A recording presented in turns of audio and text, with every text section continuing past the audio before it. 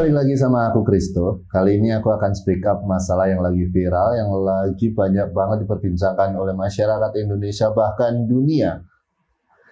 Karena kebijakan yang menurut saya kurang pas. Tapi sebelum ke arah situ, kita akan ngebahas bagaimana Candi Borobudur dan berdirinya Candi Borobudur. Candi Borobudur dibangun pada tahun 770 Masehi dan selesai pada tahun 825 Masehi. Bayangin, tahun 770 sampai 825. Hampir 55 tahun pembangunan Candi Borobudur itu. Dan dibangun pada Wangsa Sailendra. Kenapa Candi Borobudur itu dibangun? Candi Borobudur dibangun sebagai tempat suci untuk beribadah umat Buddha dan tempat untuk berziarah umat Buddha sebagai wujud berterima kasih atau sebagai wujud untuk ucapan syukur umat Buddha. Dari sini kita banyak banget belajar bahwa pada masa-masa dahulu itu begitu antusiasnya orang untuk ngebangun candi segitu besarnya. Dan pada tahun 1907, Candi Borobudur mulai direkonstruksi. Yang teman-teman lihat sekarang adalah Candi Borobudur yang sudah direkonstruksi. Dulu banyak banget bebatuan, nanti aku akan ada gambarnya waktu Candi Borobudur direkonstruksi. Pada tahun 1907, Candi Borobudur mulai direkonstruksi. Dan pada tahun 1998, akhirnya Candi Borobudur ditetapkan sebagai suatu tempat yang harus dilestarikan.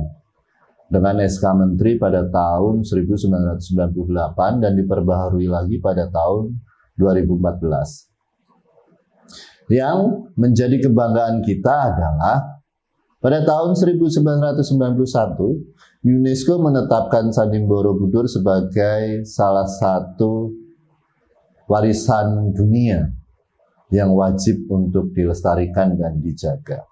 Harusnya di sini masyarakat Indonesia bangga bahwa mereka punya salah satu peninggalan warisan leluhur yang diakui oleh dunia. Oke, back to topic setelah aku menjelaskan semuanya. Menyikapi perkembangan yang beredar sekarang ini dengan mau ditetapkan, aku bilang mau karena belum ditetapkan ya, mau ditetapkan 750.000 bagi wisatawan lokal untuk naik ke atas Candi Borobudur. Yang perlu saya garis bawahi adalah saya sangat setuju untuk dinaikkan harga tiketnya. Harga untuk naik ke atas ya, kalau tiket masih 50.000. Tapi kalau di angka 750.000 saya rasa kurang tepat. Melihat dari kemampuan masyarakat kita, UMR-nya masyarakat dan finansial masyarakat Indonesia yang belum bisa mencapai segitu untuk level wisatanya. Terus jika kita berkaca ke dunia, mungkin wajar-wajar aja dinaikkan karena itu salah satu warisan budaya dan diakui dunia, jadi wajar kalau mahal. Tapi kita harus melihat sejarahnya, kita harus melihat bagaimana terbangunnya dan untuk apanya. Sebenarnya yang harus dilakukan oleh pihak terkait adalah gini. Ini saran untuk supaya nanti diputuskannya, ya kebijakannya bisa di tengah-tengah lah. Saya sangat setuju untuk dinaikkan, tapi jangan naik banget gitu. Jadi gini, banyak yang bilang agar tidak dinaikin oleh wisatawan karena banyak wisatawan lokal yang naik ke sampai stupa. Ada wisatawan yang tidak menghargai mencoret-coret stupanya. Saya ada beberapa foto, bukan hanya wisatawan lokal saja yang naik ke stupa, tapi ada wisatawan mancanegara juga yang naik ke stupa. Jadi, bukan salah warga lokalnya dan juga bukan salah warga mancanegaranya. Yang harus dikoreksi adalah pengelolanya. Pengelolanya bagaimana caranya menyampaikan bahwa ini adalah tempat ibadah, ini adalah tempat suci umat Buddha. Jadi kalian harus menghormatinya.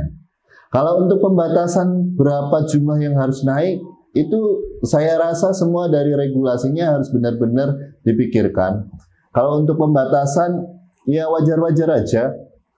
Misalkan 500 orang yang boleh naik dalam satu hari atau 1.200 orang yang boleh naik dalam satu hari, supaya menjaga kelestarian dan tidak rusak stupanya. Dan itu hal yang sangat wajar dan masuk akal.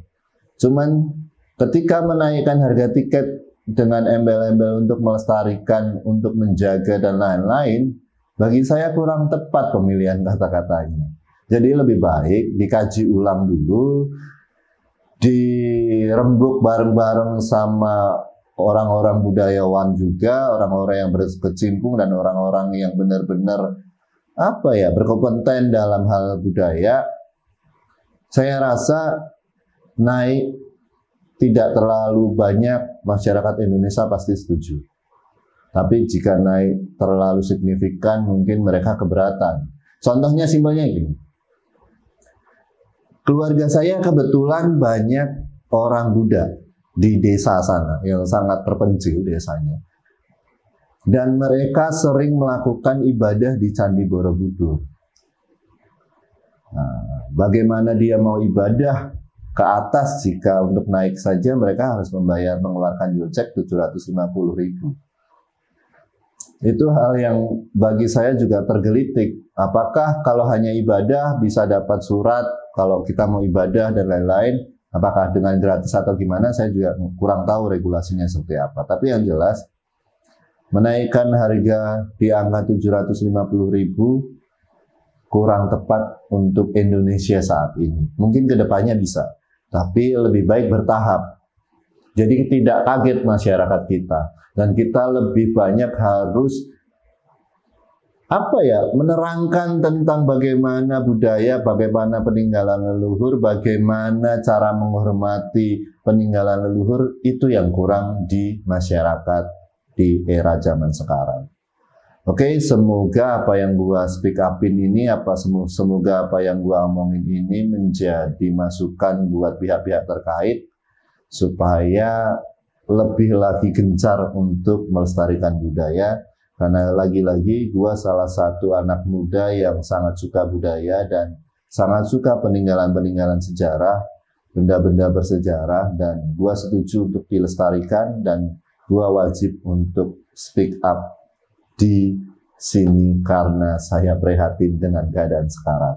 Oke, Gua Risto, bye-bye.